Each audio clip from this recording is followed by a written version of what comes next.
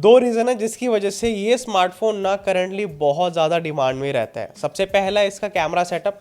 ऐसा camera setup 28 से 30 हज़ार की स्मार्टफोन रेंज में मिलना काफ़ी मुश्किल होता है जिसमें टेलीफोटो कैमरा भी हो। और दूसरा है इसकी कर्व्ड डिस्प्ले जो इस स्मार्टफोन को बहुत प्रीमियम बनाती है। ऐसा लगता नहीं है कि 28 से 30 हज़ार का हम फ़ोन यूज़ कर रहे हैं, ऐसा लगता है 50-60 हज़ार का ये स्मार्टफोन है। मेरे हाथ में आज है मोटो एज 60 प्रो और इसका मैं आपको डिटेल्ड कैमरा टेस्ट करके दिखाने वाला हूँ। अलग अलग लाइटिंग सिचुएशन में photos, videos, portrait mode, front camera, selfie camera and what not सब कुछ मैंने इस वीडियो में डिटेल में कवर किया ताकि आपका बाइंग एक्सपीरियंस बढ़िया हो और आप जल्दी से डिसीजन बना पाएँ इस स्मार्टफोन को बाय करना है या फिर नहीं करना है। आइए आज की वीडियो को शुरू करते हैं। तो सबसे पहले ना बैक कैमरा सेटअप की बात कर लेते हैं। पीछे की तरफ हमें ट्रिपल कैमरा सेटअप मिलता है जिसमें 50 मेगापिक्सल का प्राइमरी कैमरा है, 50 मेगापिक्सल का अल्ट्रा वाइड कैमरा है और 10 मेगापिक्सल का टेलीफोटो कैमरा है। और इस रेंज में 50 मेगापिक्सल का अल्ट्रा वाइड कैमरा मिलना अपने आप में काबिले तारीफ है। लेकिन सबसे पहले ये देखते हैं जो 50 मेगापिक्सल सिर्फ नंबर है या फिर एक्चुअल में भी बढ़िया आउटपुट देता है। आइए मैं आपको अल्ट्रा वाइड के कुछ सैंपल्स दिखाता हूँ। तो इन फोटोज में सबसे पहले कलर्स की बात कर लेते हैं। आपको कलर्स बहुत ही लिवली और वाइब्रेंट मिलने वाले हैं, मतलब ऐसा वॉश्ड आउट या फिर डल आपको फीलिंग नहीं आएगी फोटोज में। सोशल मीडिया रेडी सारे आपको जो है फोटोज मिलने वाली है। वो अलग बात है, अगर आपको नेचुरल साइड कलर ज़्यादा पसंद है तो हो सकता है आपको सैचुरेशन कुछ फोटोज में ज़्यादा लगे, लेकिन आपको ओवरऑल जो है कलर बैलेंस्ड और कंसिस्टेंट दिखेंगे अलग अलग लाइटिंग सिचुएशन में। इसके अलावा डिस्टोर्शन एंड शार्पनेस की बात करें तो फोटोज में अगर आप मॉन्यूमेंट्स को या फिर बड़ी बड़ी बिल्डिंग्स को कैप्चर करते हैं तो आपको बैरल डिस्टोर्शन एजेस पे जरूर देखने को मिलेगा, वहाँ पे ये चीज़ नोटिसेबल है। लेकिन ओवरऑल आपको जो है फोटो एक अल्ट्रा वाइड पर्सपेक्टिव बहुत अच्छा देती है। और बात करें शार्पनेस की तो सेंटर में सबसे क्रिस्प शार्पनेस है और जो एजेस है वहाँ पे थोड़ा सा मशी हमें शार्पनेस में देखने को मिलता है, मतलब वहाँ पे जो टेक्सचर है थोड़ा स्मूथ हो जाता है। अगर आप फाइन डिटेल्स एक्सपेक्ट कर रहे हैं वो आपको थोड़ी सी अल्ट्रा वाइड की फ़ोटोज़ में स्मूथ देखने को मिलेगी, जैसे कि पत्ते हो गए या फिर जो टेक्सचर वाले एरिया होते हैं, जैसे कि सड़क पे जो टेक्सचर बना होता है, टाइल्स का टेक्सचर होता है, वो थोड़ा सा हमें स्मूथ देखने को मिलता है स्पेशली एजेस के ऊपर। बाकी ultra wide field of view बहुत अच्छा है, मतलब अगर आप कहीं पे घूमने गए और आप एक ही सीन में बहुत कुछ कैप्चर करना चाहते हैं तो आपको वाइड पर्सपेक्टिव मिलता है जिसमें सारे एलिमेंट्स या फिर जहाँ पे भी आप घूमने गए बहुत सारी चीज़ों को फोटोज़ में दिखा सकते हैं और काफ़ी अच्छे से उस चीज़ को प्रिजर्व भी करता है, मतलब हर चीज़ की डिटेल को बहुत अच्छे से आप दिखा पाएंगे। ऐसा नहीं है सिर्फ सेंटर में शार्पनेस है तो बाकी एजेस में बहुत ज़्यादा सॉफ्टनेस हो गया, मतलब वो एक ट्रांजिशन जो है सेंटर से लेके एजेस का शार्पनेस का वो आपको एक बहुत ही स्मूथ देखने को मिलता है जिसमें आप काफ़ी कुछ कवर कर पाते हैं। तो ये सब तो ठीक है, लेकिन आपको डे टाइम में फोटोज़ में नॉइज़ विजिबल होगी स्पेशली डार्कर एरियाज़ में। इसके अलावा अगर आप पत्तों पे ध्यान से देखें या फिर ग्रास पे ध्यान से देखें तो वहाँ पे आपको जो टेक्सचर रिटेंशन है या फिर जो शार्पनेस का हम रिटेंशन देखते हैं वो बहुत ही आपको एवरेज दिखाई देगा, मतलब वहाँ पे आपको प्रोसेसिंग अलग से दिख जाएगी कि यहाँ पे जो फ़ोन है वो एग्रेसिव प्रोसेसिंग कर रहा है जिसकी वजह से वो चीज़ थोड़ी आर्टिफिशियल लुक देती है, मतलब नेचुरल शार्पनेस थोड़ी सी कहीं कहीं जगह पे आपको नहीं देखने को मिलेगी। इसके अलावा जो वाइट बैलेंस है वो भी मेरे को समटाइम्स इनकन्सिस्टेंट लगा, समटाइम्स जो ग्रीनरी है वो वार्मर साइड दिखती है, तो अलग अलग लाइटिंग सिचुएशन में वाइट बैलेंस थोड़ा सा शिफ्ट कर जाता है जो कि ठीक है, एक्सेप्टेबल है, ज़्यादा नहीं है, थोड़ा बहुत है। बाकी डायनामिक रेंज तो वैसे बहुत सही से काम करती है, मतलब ब्राइटर एरिया में अच्छे से डिटेल्स को प्रिजर्व कर पाते हैं, लेकिन डार्कर एरिया में ज़्यादा वहाँ पे कंजर्वेटिव हो जाता है, मतलब वहाँ पे जो टेक्सचर है वो फ्लैट दिखते हैं या फिर जो डिटेल्स है वहाँ पे थोड़ी सी लूज हो जाती है, तो ये मेरे को एक माइनस पॉइंट लगा डायनामिक रेंज के मामले में। इसके अलावा अगर आप किसी भी ह्यूमन सब्जेक्ट की फोटो लेते हैं तो आपको नेचुरल यहाँ पे कलर टोन या फिर कलर साइंस देखने को मिलता है स्पेशली फेस के ऊपर, और आपको वाइब्रेंट जो है अच्छे कलर्स भी मिलते हैं थ्रू आउट द फ्रेम।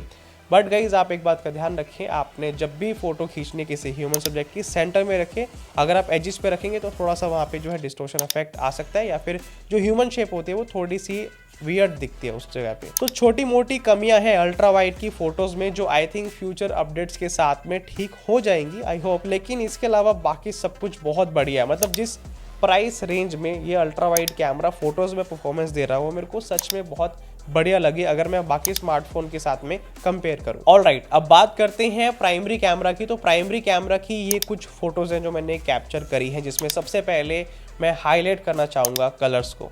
मुझे प्राइमरी कैमरा के कलर्स बहुत अच्छे लगे। देखो, एक तो कलर्स नेचुरल साइड पे है, मतलब रियलिस्टिक कलर्स है, जो चीज़ सामने जैसे आपको दिख रही है वैसी फोटोज़ में काफ़ी हद तक नज़र आती है। इसके अलावा आपको कंसिस्टेंसी बहुत अच्छी मिलती है, मतलब अगर आप शेडो वाले एरिया में फ़ोटो ले रहे हैं, ब्राइट स्काई में ले रहे हैं या फिर अलग अलग लाइटिंग सिचुएशन में ले रहे हैं, आपको जो कलर्स में कंसिस्टेंसी है बहुत अच्छी और बैलेंस देखने को मिलती है। यहाँ तक कि आपको स्किन टोन भी बहुत बढ़िया यहाँ पे दिखाई देती है। इसके अलावा गाइज मैं एक चीज़ और हाईलाइट करना चाहूँगा, जब आप किसी भी ह्यूमन सब्जेक्ट की फ़ोटो लेते हैं तो फेस ओवर ब्राइट या फिर ओवर स्मूथ नहीं होता, जो फोटोज़ को और रियलिस्टिक फील देता है, यानी कि जो फेशियल एक्सप्रेशंस है, जो टेक्सचर है, बहुत अच्छे से रिटेन करता है। तो जब आप अपनी फ़ोटोज़ कैप्चर करेंगे प्राइमरी कैमरा से, वाइब्रेंट कलर के साथ में नेचुरल फील मिलती है, जो फोटोज़ में एक रियलिस्टिक फील लाती है, जो बहुत बढ़िया लगती है। और बढ़िया बात पता है क्या है, जो प्रोसेसिंग है ना बहुत नेचुरल है। मतलब यूजली क्या होता है, बाकी स्मार्टफोन शार्पनेस बढ़ाने के चक्कर में चीज़ों को आर्टिफिशियल कर देते हैं, लेकिन इस स्मार्टफोन के साथ ऐसा नहीं है। मतलब अगर आप पत्तों पे ध्यान से देखिए, आपको शार्पनेस मिलेगी, क्रिस्प डिटेल मिलेगी और नेचुरल साइड मिलेगी। वो जो पत्ते हैं वो प्लास्टिक जैसा फील नहीं करते या फिर ओवर प्रोसेस्ड, ओवर डन नहीं फील कराते। बहुत बढ़िया नेचुरल साइड शार्पनेस हमें दिखाई देती है, जैसी एक्चुअल में वहाँ पे होती है। तो अगर आप टेक्सचर देखेंगे या फिर फाइन डिटेल्स देखेंगे, आपको प्राइमरी कैमरा से बहुत अच्छी मिलने वाली है। शार्पनेस में एज सच कोई भी प्रॉब्लम नहीं है। बट हाँ, एक नेगेटिव चीज़ मैं यहाँ पे हाईलाइट करना चाहूँगा, मिनिमल आपको बैरल डिस्टोर्शन या फिर जो एजेस पे डिस्टोर्शन होता है वो आपको देखने को मिलेगा। मतलब फोटो सेंटर में बहुत सही से डिस्टोर्शन को मेंटेन रखती है, मतलब चीज़ें सीधी नज़र आती है, लेकिन एजेस पे आपको थोड़ी सी वहाँ पे सॉफ्टनेस और डिस्टोर्शन ज़रूर दिखाई देगी। इसके अलावा बढ़िया बात पता है क्या है, जूम और क्रॉप परफॉर्मेंस बहुत बढ़िया है। जैसे कि 50 मेगापिक्सल का प्राइमरी कैमरा है, तो समटाइम्स क्या होता है, हम फोटो खींच के क्रॉप कर लेते हैं और फिर उसको सोशल मीडिया पर डालते हैं। तो अगर आप ऐसा करते हैं तो भी क्वालिटी इंस्टेंटली ब्रेक नहीं होती है, मतलब क्वालिटी बहुत अच्छे से मेंटेन रहती है। इनफ मेगापिक्सल है कि आप जूम करके या फिर क्रॉप करके बढ़िया फोटोज प्रोड्यूस कर सकते हैं। बाकी वाइट बैलेंस बिल्कुल कंसिस्टेंट है, अलग अलग यहाँ पे लाइटिंग सिचुएशन में चेंज नहीं होता है। इसके अलावा जो डायनेमिक रेंज है वो भी डिसेंट है, यानी कि स्काई की डिटेल्स और डार्कर एरिया दोनों को अच्छे से प्रिजर्व करके उनकी डिटेल्स को आपके सामने शो करता है फोटोज़ में। तो ओवरऑल जो प्राइमरी कैमरा की परफॉर्मेंस फोटोग्राफी में वो वर्थ इट बनाती है स्मार्टफोन को, स्पेशली कैमरा के मामले में, जिसमें आप रिलायबल और डे टू डे लाइफ में बहुत अच्छी फोटोज कैप्चर कर सकते हैं। अब नेक्स्ट कैमरा की मैं बात करने वाला हूँ, जो कि है 10 मेगापिक्सल का टेलीफोटो, जो एक्चुअल में इस स्मार्टफोन में बहुत काम का है। मतलब ऐसा नहीं सिर्फ नाम का लगा दिया है, आप इन फोटोज़ को एक बार देखिए। ये सभी मैंने 3x टेलीफोटो लेंस से कैप्चर करी है, जहाँ पे जो मेन पर्पज़ है बहुत अच्छे से सॉल्व हो रहा है। मेन पर्पज़ क्या है कि जूम करके हाई क्वालिटी फ़ोटोज़ को कैप्चर करना है, और वो आप इजीली देख सकते हैं, आराम से देख सकते हैं कि कितनी बढ़िया क्वालिटी हमें यहाँ पे मिलती है। कलर साइंस ऑलमोस्ट मिलती जुलती है प्राइमरी कैमरा के साथ में, मतलब आपको कलर्स में कोई डिफरेंस नहीं देखने को मिलेगा। डिटेल्स बहुत अच्छी हैं, 10 मेगापिक्सल के हिसाब से आपको अच्छी फ़ोटोज़ मिल रही हैं। जो रिटेंशन है शार्पनेस का वो भी बढ़िया है, और अलग अलग लाइटिंग सिचुएशन में ना तो वाइट बैलेंस चेंज होता है और ना ही कलर टेम्परेचर या फिर ना ही आपको एक्सपोजर में कोई फ़र्क देखने को मिलता है। मतलब बहुत अच्छे से सब चीज़ों को बैलेंस करके ये दिखाता है। तो एंट्री लेवल टेलीफोटो कैमरा के हिसाब से आपको बहुत बढ़िया यहाँ पे फ़ोटोज़ मिलती है और अपना फोटोग्राफी में पर्पस भी बहुत अच्छे से सॉल्व करती है। इसके अलावा एक चीज़ और हाईलाइट करना चाहूँगा, 3x टेलीफोटो में जब आप पोर्ट्रेट फोटोज़ यानी कि ह्यूमन सब्जेक्ट की फ़ोटो लेते हैं तो वहाँ पे आपको जो बैकग्राउंड और सब्जेक्ट में सेपरेशन है वो भी नेचुरल दिखाई देता है। तो 3x टेलीफोटो भी काफ़ी अच्छा और वैल्यू फॉर मनी इसके अंदर हमें एक कैमरा देखने को मिलता है। तो जब आप इस स्मार्टफोन में पोर्ट्रेट मोड यूज़ करेंगे, आपको वहाँ पे 24, 35, 50, 85 इस तरह से 4 आपको जूम रेंज यानी कि फोकल लेंथ मिलते हैं, जिसमें आप अलग अलग पर्सपेक्टिव में फ़ोटोज़ को कैप्चर कर सकते हैं। और अभी मैंने यहाँ पे स्क्रीन पे चारों फोकल लेंथ की फ़ोटोज़ लगा दी, जिससे आपको आइडिया हो जाएगा कि अगर मैंने 24 पे कैप्चर करी है फ़ोटो या फिर 35 पे करी है, 50 पे करी है, 85 पे करी है, तो बैकग्राउंड में क्या फ़र्क आ रहा है, कंप्रेशन कैसा आ रहा है, किस तरह से जूम हो रहा है, वो आप बहुत अच्छे से समझ पाएंगे। यूजुअली अगर मैं आपको मतलब ऑनेस्टली बताऊँ, इस रेंज के जो स्मार्टफोन है उसके अंदर सिर्फ 1x और 2x मैक्सिमम होता है पोर्ट्रेट मोड, लेकिन इसके अंदर आपको मल्टीपल ऑप्शन देखने को मिलते हैं। और अगर हम इन फोटोज़ को डिटेल में देखें तो आपको सब्जेक्ट और बैकग्राउंड में सेपरेशन बहुत बढ़िया देखने को मिलता है। मतलब आपको जो कटआउट है मोस्टली एक्यूरेट दिखाई देगा। अगर आप शोल्डर के आसपास एरिया देखें, फेस के आसपास देखें, हेयर स्टैंड्स देखें, आपको वहाँ पे कटआउट बढ़िया मिलता है। बैकग्राउंड और सब्जेक्ट में सेपरेशन अच्छा है, और जो बैकग्राउंड में ब्लर है वो भी ज़्यादा हमें आर्टिफिशियल दिखाई नहीं देता, वो एक नेचुरल फील देता है। और हम कलर्स की बात करें तो कलर्स बहुत पंची है, मतलब जो बोल्ड कलर्स हैं बहुत अच्छे से हाईलाइट होते हैं, वाइब्रेंट कलर्स हैं। स्किन टोन थोड़ी सी वार्मर साइड है जो थोड़ी सी फोटो को प्लीजिंग करती है, कुछ लोगों को अच्छी लग सकती है, कुछ लोगों को नहीं लग सकती, वैसे थोड़ी प्लीजिंग आपको फोटो देखने को यहाँ पे मिलेगी। बाकी फेस पर डिटेल्स बहुत अच्छे से विजिबल है, चाहे आप वाइड शॉट लें या फिर क्लोजअप शॉट लें, दोनों में आपको जो फेस के ऊपर क्लैरिटी होती है या फिर जो फेस के एक्सप्रेशंस होते हैं, हमारे नोज होगी, आईज होगी, आपको शार्प फोकस में मिलेगी। बट पोर्ट्रेट मोड में कुछ एरिया ऑफ इंप्रूवमेंट भी है, जैसे कि अगर आप ज्यादा जूम करके इमेज लेते हैं तो वहां पे आपको थोड़ा सा हार्श कटआउट नजर आता है। इसके अलावा अगर आप अलग अलग लाइटिंग सिचुएशन में मान लीजिए 10 फोटो लेते हैं तो उनमें से एक आधी फोटो ऐसी निकल जाते हैं जिसके अंदर जो एज डिटेक्शन है, जो एजेस के आसपास ब्लर है, वो हमें थोड़ा सा सही से नज़र नहीं आता, वहाँ पे प्रोसेसिंग दिख जाती है या फिर सही से नहीं होती। इसके अलावा मेरे को फोटोज़ ना थोड़ी सी सॉफ्टर साइड लगी, मतलब शार्पनेस काफ़ी ज़्यादा सॉफ्ट है, जिसकी वजह से ओवरऑल जो फोटोज़ में डिटेल है वो थोड़ी सी कम हो जाती है। और अगर आप ध्यान से देखें तो कंट्रास्ट थोड़ा सा नेचुरल साइड है, मतलब हायर साइड में, जिसकी वजह से कंट्रास्ट लेवल थोड़े से कम नज़र आते हैं। तो ये सारी चीज़ें जो मेरे को एरिया ऑफ इम्प्रूवमेंट लगी, लेकिन इसके अलावा पोर्ट्रेट मोड काफ़ी अच्छे से काम करता है। बाय द वे गाइज, अगर आप अपने स्मार्टफोन से इस तरह की नेक्स्ट लेवल फोटोग्राफी करना चाहते हैं तो आपके लिए मैंने स्पेशली डिज़ाइन किया है स्मार्टफोन फोटोग्राफी कोर्स। ये एक 5 घंटे का कोर्स है जिसके अंदर मैंने स्टेप बाय स्टेप सब कुछ सिखाया। फॉर एग्जांपल लाइटिंग टेक्निक्स को हमें कैसे अप्लाई करना चाहिए, शूटिंग टेक्निक्स कैसे अप्लाई करनी है, आपने कॉम्पोजिशन कैसे करनी है, और सबसे इम्पोर्टेंट जो बहुत सारे लोगों को प्रो मोड यूज़ करना नहीं आता, वो आप इस कोर्स में बहुत अच्छे से सीख पाएंगे। तो इस कोर्स में बहुत सारे चैप्टर्स हैं जिसमें आपको स्टेप बाय स्टेप बहुत कुछ सीखने को मिलेगा। और ये कोर्स आप सभी के लिए है अगर आप डे टू डे लाइफ में बढ़िया फोटोग्राफी करना चाहते हैं। तो कोर्स का लिंक आपको मिल जाएगा डिस्क्रिप्शन बॉक्स में, जहाँ पे आप इस कोर्स को चेकआउट कर सकते हैं और आज से ही ज्वाइन कर सकते हैं। इसके अलावा guys, as you can see, मैंने यहाँ पे 0.5x यानी कि ultra wide camera, 1x primary camera and 3x तीनों की फोटो एक साथ लगाई है, एंड 2x भी लगा दी, जिससे बेटर आइडिया होगा कि किस तरह से हमें अल्ट्रा वाइड से लेके जूम रेंज देखने को मिलते हैं, क्या हमें डिफरेंस देखने को मिलता है अगर हम जैसे जैसे जूम करते जाते हैं, ताकि आप और भी डिटेल में समझ पाएँ कि इस स्मार्टफोन में जूम करने के साथ साथ आपको कैसी जो है फोटोज़ की क्वालिटी मिलती है, किस तरह से हमें कलर्स में या फिर बाकी सारी चीज़ों में डिफरेंस नज़र आता है, वो आप इन सभी फ़ोटोज़ को देखकर समझ गए होंगे। तो इस तरह से इस स्मार्टफोन में जूमिंग रेंज काम करती है। ऑलराइट, अब ये तो बात हो गई फोटोज़ की, लेकिन अब बात करते हैं बैक कैमरा से वीडियोज़ कैसी आती है, जिसमें सबसे पहले मैं बात करना चाहूँगा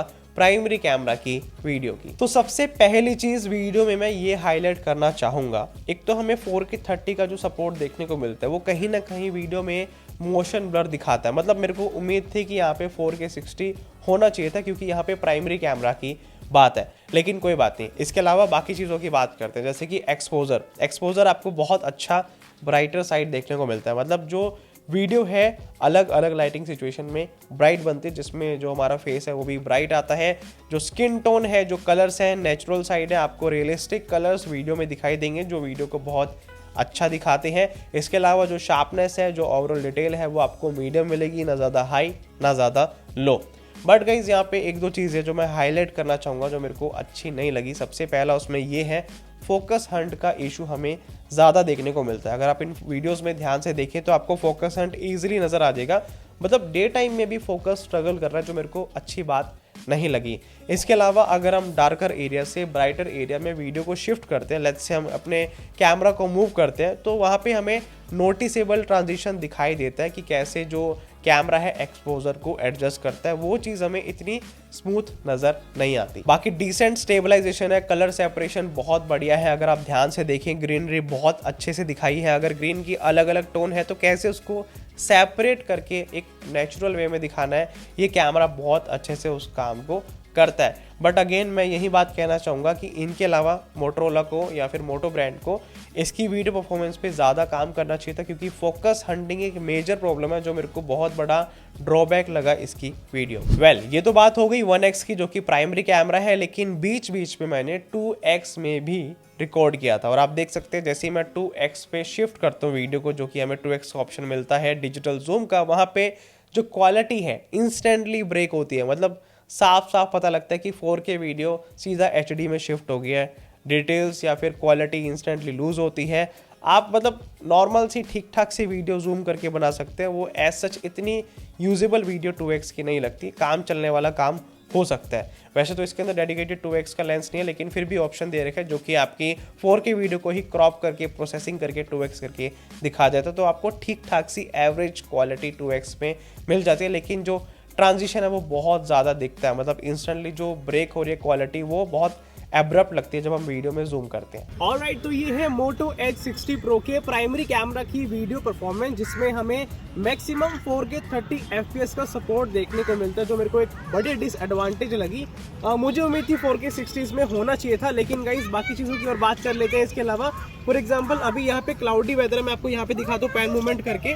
तो मान लीजिए हम पैन मूवमेंट करते हैं तो यहाँ पे आपको सबसे पहले देखने को मिलेगा कि स्टेबलाइजेशन और पैन मूवमेंट कैसी है, प्लस अगर क्लाउडी वेदर है तो किस तरह से मेरी स्किन टोन आती है, कलर्स किस तरह से रिप्रोड्यूस होते हैं। फॉर एग्जांपल मेरे बैकग्राउंड में काफ़ी ग्रीनरी है और मैंने भी जो है एक ग्रीन कलर की जो है काइंड ऑफ जो है टी शर्ट डाली हुई है, तो आपको कलर्स का बहुत अच्छे से प्राइमरी कैमरा की परफॉर्मेंस में आइडिया हो जाएगा। तो ये है प्राइमरी कैमरा की आउटपुट, और ऑडियो क्वालिटी का भी आपको बहुत अच्छे से बढ़िया आइडिया हो गया होगा। बाकी कलर्स, क्लैरिटी, सैचुरेशन, वो सारी जो है चीज़ें इस तरह से काम करती हैं।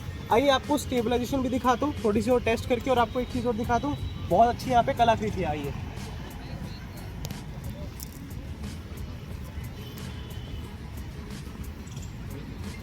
तो देखिए गाइस, ये है यहाँ पे बहुत ही बढ़िया कलाकृति या फिर आर्ट वर्क जिसे आप कह सकते हैं, जिससे आपको वीडियो का डेफिनेटली आइडिया होगा, क्योंकि इस तरह की चीज़ें हम जब कहीं पे घूमने जाते हैं तो दिखाते हैं। तो ओवरऑल आपको बहुत अच्छे से इस वीडियो से आइडिया होने वाला है कि अगर आप कहीं पे भी ट्रैवल करते हैं या फिर वैसे डे टू डे लाइफ में वीडियो बनाते हैं तो कैसी परफॉर्मेंस ओवरऑल रहने वाली है। ऑलराइट, अब प्राइमरी कैमरा की वीडियो के बाद बात करते हैं अल्ट्रा वाइड कैमरा की वीडियो की। तो यहाँ पे सबसे बढ़िया बात क्या है, आपको पर्सपेक्टिव वाइड मिलता है, आप काफ़ी कुछ जो है अल्ट्रा वाइड वीडियो में कवर कर सकते हैं। लेकिन यहाँ पे जो शार्पनेस है थोड़ी सी ओवर प्रोसेस्ड लगती है, जिससे वीडियो में थोड़ी सी जो प्रोसेसिंग है ज़्यादा विजिबल होती है और चीज़ों को फेक दिखाती है। लेट्स से इसके अंदर ईजिली समझ आ रहा है कि शार्पनेस ज़्यादा एग्रेसिवली बढ़ी हुई है, मतलब वो नेचुरल नहीं दिख रही। इसके अलावा आपको जो स्किन टोन है, कलर साइंस जो है वो नेचुरल साइड दिखती है। अगर आप ह्यूमन सब्जेक्ट की वीडियो बनाते हैं या फिर कोई भी वीडियो बनाते हैं, आपको स्किन टोन जो है नेचुरल मिलेगी, कलर्स जो है आई प्लीजिंग है। इसके अलावा जो ट्रांजिशन होता है डार्कर एरिया से ब्राइटर एरिया का, मतलब एक्सपोजर एडजस्टमेंट आपको स्मूथ मिलती है, नोटिसेबल इतनी ज़्यादा नहीं है। और जो डिस्टोर्शन है एजेस पर वो आपको यहाँ पे मिनिमल दिखाई देते हैं। बट प्रोसेसिंग में एक चीज़ मेरे को थोड़ी अटपटे लगी, वो है कॉन्ट्रास्ट थोड़ा सा हायर साइड है, जो कि कम होना चाहिए था, या फिर कॉन्ट्रास्ट को थोड़ा सा सही से मैनेज करना चाहिए था, क्योंकि कॉन्ट्रास्ट ज़्यादा होने की वजह से जितने भी शेडो वाले एरिया हैं, जितने भी डार्कर एरिया है, वहाँ पे और भी डिटेल जो है कम हो जाती है और वहाँ पे कुछ जो डिटेल्स आनी चाहिए वो फ्लैट हो जाती है। बाकी अल्ट्रा वाइड कैमरा में भी 4K 30 FPS का सपोर्ट है, जो बहुत अच्छी बात है, बहुत कम स्मार्टफोन में हमें देखने को मिलता है। तो ओवरऑल मैं कहूँगा आपको decent video quality price range के हिसाब से स्मार्टफोन के अल्ट्रा वाइड कैमरा में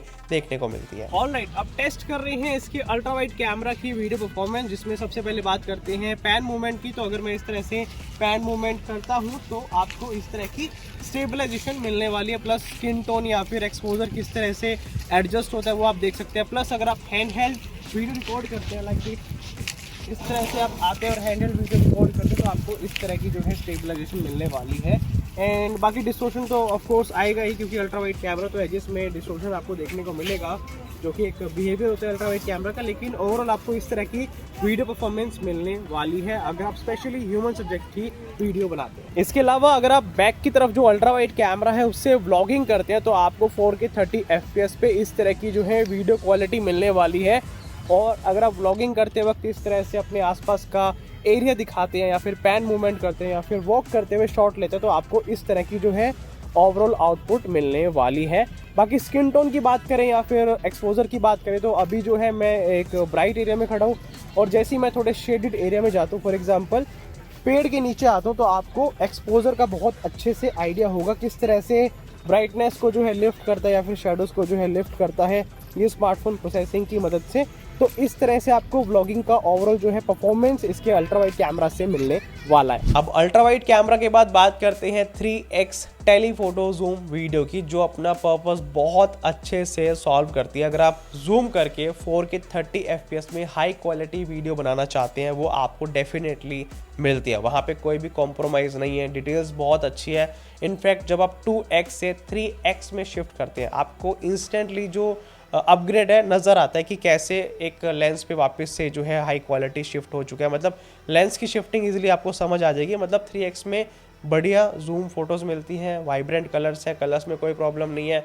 वीडियोस में आपको कोई भी ऐसा जो है डल कलर्स नहीं मिलेंगे, और जो नेचुरल कंप्रेशन होता है एक जूम लेंस का, वो आपको दिखाई देगा सब्जेक्ट और बैकग्राउंड के बीच में। तो आई मस्ट से कि इस स्मार्टफोन में जो टेलीफोटो कैमरा है ना, वो फोटोज और वीडियोस दोनों में बहुत अच्छा काम करता है। मतलब मुझे सबसे बढ़िया वैल्यू फॉर मनी इसका टेलीफोटो कैमरा भी लगा प्राइमरी कैमरा के साथ में। अब डे टाइम के बाद बात कर लेते हैं नाइट मोड की। मैंने तीनों के अंदर यानी कि अल्ट्रा वाइड, प्राइमरी, टेलीफोटो, तीनों में मैंने नाइट मोड को टेस्ट किया है, अच्छे से फोटोज उसमें ली हैं। आइए आपको वन बाय वन दिखाता हूँ। तो नाइट मोड का सबसे पहला काम क्या होता है, डार्कर एरिया में भी ब्राइट फोटोज को कैप्चर करना, जो कि ये स्मार्टफोन बहुत अच्छे से करता है। अल्ट्रा वाइड कैमरा में आप देख सकते हैं फोटोज काफी ब्राइट है। दूसरा, जो आर्टिफिशियल लाइट है उनको बहुत अच्छे से मैनेज करता है। आपको वहाँ पे कोई भी फ्लेयर ज़्यादा नज़र नहीं आएगा, नोटिसेबल एज सच फ्लेयर नहीं है, हेलो इफेक्ट नहीं है या फिर ग्लो इफेक्ट नहीं है।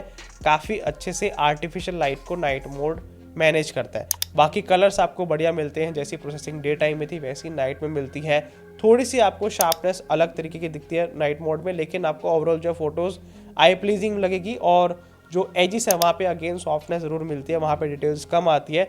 बाकी डायनेमिक रेंज की बात करें तो ब्राइटर एरिया में बहुत अच्छे से डिटेल प्रिजर्व है, लेकिन डार्कर एरिया में नाइट मोड में थोड़ी सी डिटेल जो है कम आती है। इसके अलावा नॉइस रिडक्शन प्रोसेसिंग की बात करें तो वहाँ पे आपको मिनिमल नॉइस देखने को मिलती है। तो ये है इसका अल्ट्रा वाइड का नाइट मोड का शॉर्ट टर्म रिव्यू, जिसमें आपको ओवरऑल जो है डिसेंट फोटो मिल जाती है। उसके बाद ये है कुछ फोटोज जो मैंने नाइट मोड में प्राइमरी कैमरा से कैप्चर करी, जिसके अंदर आपको बहुत अच्छी क्वालिटी प्राइमरी कैमरा से मिलती है। एक तो फोटोज बहुत ब्राइट है, शार्पनेस बहुत अच्छी है, डिटेल्स को बहुत अच्छे से नाइट मोड ने प्रोसेसिंग करके प्रिजर्व किया है, और जो नॉइज़ है ना बहुत ही मिनिमल है। मतलब आपको नोटिस नहीं होगी ऐसी नॉइज़ है, चाहे आप एक्सट्रीम लो लाइट सिचुएशन में शूट करें वहाँ पे भी आपको नॉइज़ जो है एज सच विजिबल नहीं होगी। बहुत अच्छे से प्रोसेसिंग उस चीज़ को मैनेज करती है। बाकी ओवरऑल नाइट मोड में क्वालिटी कैसे है वो आपके सामने है, आप देख सकते हैं, आइडिया लगा सकते हैं। एंड आपको यहाँ पे जो आर्टिफिशियल लाइट है वहाँ पे आपको मिनिमल जो हेलो इफेक्ट है फिर ग्लो इफेक्ट है देखने को मिलता है। तो नाइट मोड प्राइमरी कैमरा में बहुत अच्छे से काम करता है। जो एक्चुअल प्रोसेसिंग है आपको नाइट मोड को वर्थ इट बना के देती है। अब अल्ट्रा वाइड और प्राइमरी कैमरा के अलावा जो टेलीफोटो कैमरा है ना, वो नाइट मोड में थोड़ा सा आपको डिसअपॉइंट कर सकता है। जिसमें सबसे पहली चीज़ ये है कि आपको नाइट मोड में 3x फोटो में यानी कि 3x जूम में आपको फोटोज़ थोड़ी सी लेस शार्प दिखाई देगी। मतलब फोटोज़ जो है स्मूथ हैं, जिसमें आपको hello effect and glow effect artificial light में ज़्यादा नज़र आता है। मतलब फोटोज़ में आप ज़्यादा क्वालिटी एक्सपेक्ट नहीं कर सकते। जो फोटोज़ हैं वो थोड़ी ज़्यादा प्रोसेस्ड और अननेचुरल साइड जाती है। प्रोसेसिंग यहाँ पे ज़्यादा एग्रेसिव ये स्मार्टफोन कर देता है। तो 3x टेलीफोटो नाइट मोड में यूजेबल है, लेकिन आप ज़्यादा हाई क्वालिटी या फिर ज़्यादा बढ़िया फोटोज़ इससे एक्सपेक्ट नहीं कर सकते। आपका काम चल सकता है। तो ये तो बात होगी बैक कैमरा सेटअप की, लेकिन अब मैं आपको फ्रंट कैमरा की आउटपुट दिखाता हूँ, जो कि है 50 मेगापिक्सल का कैमरा। जिसमें सबसे पहले अगर आप इन फोटोज़ को देखें तो यहाँ पे आपको क्लियरली नज़र आएगा फोटोज़ बहुत ब्राइट आती है। और हम यूजली फ्रंट कैमरा अपनी फ़ोटोज़ को कैप्चर करने के लिए यूज़ करते हैं, जिसमें अगर आप ध्यान से देखें तो अगर हम अलग अलग लाइटिंग सिचुएशन में अपनी फ़ोटोज़ को कैप्चर करते हैं तो फोटोज़ में फेस भी ब्राइट आता है और बैकग्राउंड भी काफ़ी बैलेंस्ड है। तो एक्सपोजर में या फिर डायनेमिक रेंज में फ्रंट कैमरा के पर्सपेक्टिव से कोई भी हमें एज सच मेजर इशू देखने को नहीं मिलता। कलर्स भी काफ़ी बढ़िया हैं, नेचुरल साइड है, रियलिस्टिक कलर्स हैं। बैक कैमरा में जैसी प्रोसेसिंग थी वैसी आपको फ्रंट की तरफ देखने को मिलते हैं, जो आपको रिलायबल और डे टू डे लाइफ में बढ़िया फोटोज कैप्चर करने की बढ़िया फ्लेक्सिबिलिटी देती है। बाकी डिटेल्स और शार्पनेस की बात करें तो as you can see face की जो डिटेल्स है बहुत अच्छे से विजिबल है। मतलब अगर आपको सोशल मीडिया पे अपनी सेल्फी डालनी है, कहीं पे आप घूमने गए हैं तो आप डायरेक्टली डाल सकते हैं, आपको कोई भी शार्पनेस में कमी नहीं देखने को मिलेगी। कलर्स में नहीं देखने को मिलेगी कोई भी कमी। तो जिस पर्पस के लिए फ्रंट कैमरा लगाया गया वो आपको बढ़िया देखने को मिलता है। ऐसा कोई भी मेरे को मेजर इशू देखने को नहीं मिला। और मैं ऐसा इसलिए कह रहा हूँ क्योंकि फ्रंट कैमरा से हम यही एक्सपेक्ट करते हैं कि फ़ोटोज़ हमारी बढ़िया या फिर जो ओवरऑल जो पर्सपेक्टिव है वो अच्छा है, जो कि ये बढ़िया कर रहा है। इसके अलावा ये रही कुछ फोटोज़ जो मैंने फ्रंट कैमरा के पोर्ट्रेट मोड से ली हैं, जिसमें अगर आप बैकग्राउंड ब्लर ध्यान से देखें तो आपको नेचुरल नज़र आएगा, ऐसा कुछ आर्टिफिशियल बैकग्राउंड ब्लर नज़र नहीं आता। जो स्किन टोन है थोड़ी सी वार्मर साइड है जो कि प्लीजिंग लगती है, बट ओवरऑल आपको जो है डिटेल्स या फिर ओवरऑल जो क्वालिटी है वो भी बहुत बढ़िया मिलती है। मतलब कहने का मतलब ये है कि पोर्ट्रेट मोड में आपको अच्छा आउटपुट मिलता है फ्रंट कैमरा के पर्सपेक्टिव से। लेकिन यहाँ पे एक दो चीज़ें हैं जो एरिया ऑफ इम्प्रूवमेंट बचती है, जिसमें सबसे पहला ये है समटाइम्स जो बैकग्राउंड और सब्जेक्ट में सेपरेशन है उसके कटआउट में हमें प्रॉब्लम देखने को मिलता है, यानी कि एज डिटेक्शन समटाइम्स ठीक से काम नहीं करता। क्योंकि फ्रंट कैमरा है इसकी भी अपनी लिमिटेशन होती है, लेकिन हाँ फ्रंट कैमरा से आप ठीक ठाक सी पोर्ट्रेट फोटोज़ ले सकते हैं जिसमें कलर्स भी बढ़िया है, कॉन्ट्रास्ट सही से मैनेज होता है, डायनामिक रेंज भी बहुत अच्छे से काम करती है। हो सकता है थोड़ा बहुत जो है फोटोज़ में आपको सॉफ्टनेस नज़र आए, थोड़ी सी मशी इफेक्ट नज़र आए, लेकिन उसके अलावा आपको रिलायबल और यूजेबल फोटोज़ नज़र आती है। और फ्रंट कैमरा के पोर्ट्रेट मोड में बढ़िया बात मेरे को ये लगी, कोई भी आपको ओवर ब्यूटी इफेक्ट देखने को नहीं मिलता या फिर ऐसा कोई इफेक्ट नहीं लगाता जिससे हमारी स्किन ज़्यादा स्मूथ हो जाए और डिटेल्स गायब हो जाए। तो ये था guys detailed camera review Moto Edge 60 pro का। एंड आई होप इस वीडियो से आप बहुत अच्छे से डिटेल में समझ पाए होंगे कि आपके लिए स्मार्टफोन है या फिर नहीं है, क्या बढ़िया है, क्या बुरा है, क्या अच्छी बात है, क्या बेकार बात है। तो ये तो बात होगी स्मार्टफोन के कैमरा रिव्यू की। लेकिन गाइज अगर आप इस स्मार्टफोन में या फिर किसी भी स्मार्टफोन में पोर्ट्रेट मोड को यूज़ करना चाहते हैं या फिर बढ़िया फोटोग्राफी करना चाहते हैं, तो जैसे कि मैंने आपको वीडियो के बीच में बताया था कि हमारा एक कोर्स है जो आप ज्वाइन कर सकते हैं। लिंक आपको मिलेगा डिस्क्रिप्शन बॉक्स में, जाके एक बार चेक करें, आपको वेबसाइट से ही पता लग जाएगा किस लेवल का हमारा कोर्स है। और उसमें मैंने बहुत अच्छे से स्टेप बाय स्टेप डिटेल में pro mode, composition, lighting techniques सब कुछ अच्छे से सिखाया। तो आप जाके ज्वाइन कर सकते हैं और उससे सीख के बहुत अच्छी डे टू डे लाइफ में बढ़िया फोटोज कैप्चर कर सकते हैं। बाकी गाइज ऐसी और वीडियोस देखने के लिए हमें याद से सब्सक्राइब कर लें and stay tuned until next video.